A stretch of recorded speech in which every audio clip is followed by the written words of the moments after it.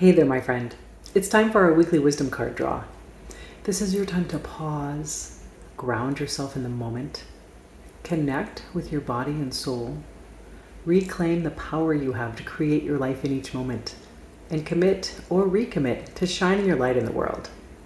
To help you do that, I'm going to draw a card from Running Your World, a companion deck to my book, Running the World, Marathon Memoirs on the 7 Continents. And each card has a photo from one of the continents on the front, and an inspirational message and reflection prompts on the back. Before we jump in and draw a card, I want to invite you to let yourself arrive in this moment. Maybe for you, that's taking a big deep breath. Maybe it's shaking your shoulders or doing a little dance. Maybe it's closing your eyes. Maybe it's keeping your eyes wide open. There's no right or wrong way to do this, but it's really about just marking the transition from whatever you were doing before, whatever you were thinking about before, to consciously noticing this exact moment.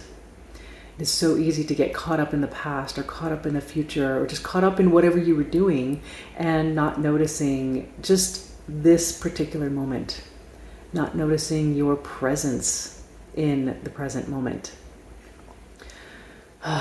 So when you connect with the present, some ways to connect with the present are connecting with the breath, connecting with your senses of what's going on in your external environment, and also connecting with your contact with your environment. So today, let's just focus on noticing the breath. If that does feel elusive to you, just try noticing your feet on the floor or in contact with whatever surface they're in contact with. But just maybe rest your attention on the sensations of the breath as it comes in. Maybe feeling the passage of air through the nose or the mouth. Maybe feeling the expansion in the chest or the belly, or both. And then noticing the sensations as the breath leaves the body. So maybe noticing the deflation of the belly or the chest, passage of air back out through the nose or the mouth. Wherever you notice these sensations of breath, just resting your attention there gently, watching it go in and out, without needing to be anywhere else or do anything else. Not judging yourself if thoughts come up, it's totally normal. Just noticing, a thought. And then, if you can, and it's okay if not, if you get distracted by the thought, totally normal too. But just noticing, I can return my attention to the breath. And just returning it as often as you choose. Again, not judging yourself if you get lost in thought. Just again noticing, yes, I got lost in thought. And now I'm going to bring my attention back to the breath. And the breath is always in the present moment because the body is only ever in the present moment. So it's a nice little thing you can do. Even if you do take one conscious breath a day, it makes a difference in how you show up in all your other moments. The more you practice, maybe the more often you remember to notice and take a conscious breath. Maybe you start to do it every hour or every few hours. And there's no judgment here. There's no milestone here that you're supposed to get to. It's really all about making more conscious choices about how you meet each moment. So as you continue to just observe the breath, I'm going to bring the cards to my heart and ask to be guided to the message that most wants to support you today in shining your light in the world.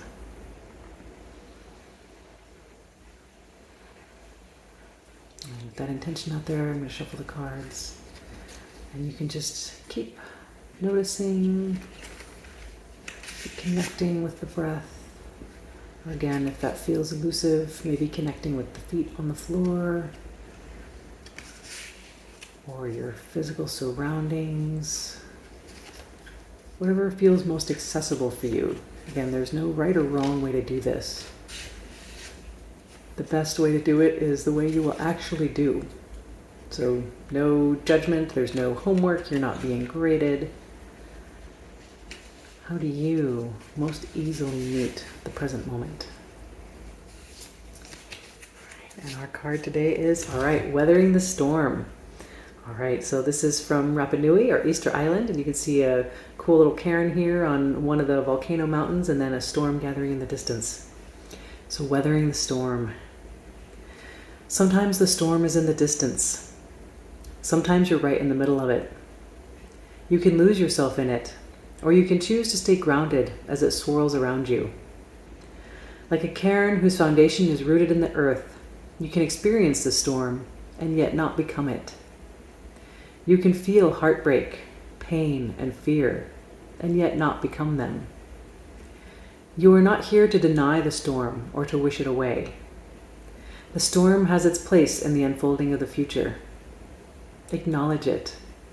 Learn from it. Let it go. Return to yourself. If you're feeling swept up, what's one small thing you can do today to reconnect with the essence of who you are? Feel what you feel. Let yourself cry. Then dance in the rain and sing with the wind. Okay, I'm getting a little teary-eyed. Hope that's helpful for you, my friend, wherever you are and whatever storm you're meeting.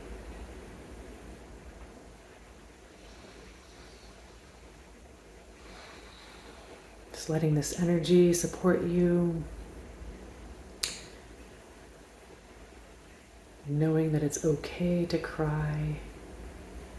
And cry a little bit myself. This might sound like a very first world problem, but we have a puppy in the house and it's been actually quite challenging. And I've felt quite swept up lately. So this is a helpful one for me, and I hope it is for you too.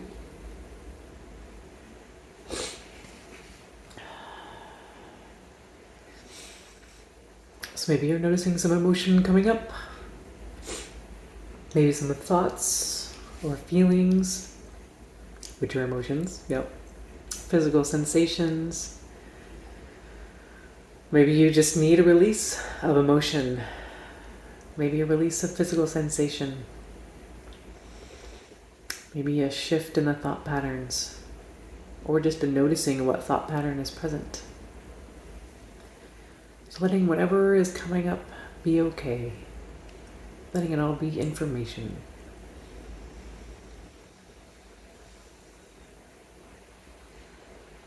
Not needing to push anything away or chase after anything.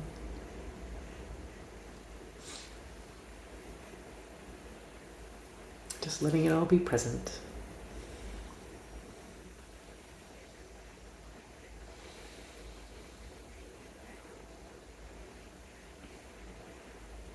So I know my tears are telling me I haven't really spent a whole lot of time connecting with myself lately. But I'm happy to have this ritual with you because it brings me back to who I am in my center fairly regularly. So thank you for that. And I will read it one more time. We've got weathering the storm, and we've got our storm in the distance, and maybe it's swirling around. So here we go. All right. Sometimes the storm is in the distance. Sometimes you're right in the middle of it. You can lose yourself in it, or you can choose to stay grounded as it swirls around you. Like a cairn whose foundation is rooted in the earth, you can experience the storm and yet not become it. You can feel heartbreak, pain, and fear, and yet not become them. You are not here to deny the storm or to wish it away. The storm has its place in the unfolding of the future. Acknowledge it. Learn from it. Let it go. Return to yourself. If you're feeling swept up, what's one small thing you can do today to reconnect with the essence of who you are? Feel what you feel. Let yourself cry. Then dance in the rain and sing with the wind. All right, my friend. I think this is actually officially, in 5 years of doing this, the first time I've actually broken down in tears on one of these videos. And some probably older part of me would say, let's just scrap this video and start over again with something else. But I know that's not helpful. And that's not what's real. So I'm gonna keep this one and share it with you and say thank you for being an anchor point for me to reconnect with who I am.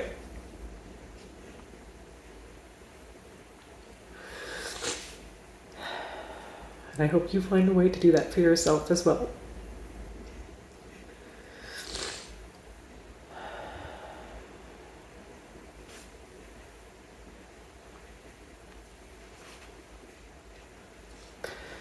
Just letting the energy of this message support you wherever you are in your journey.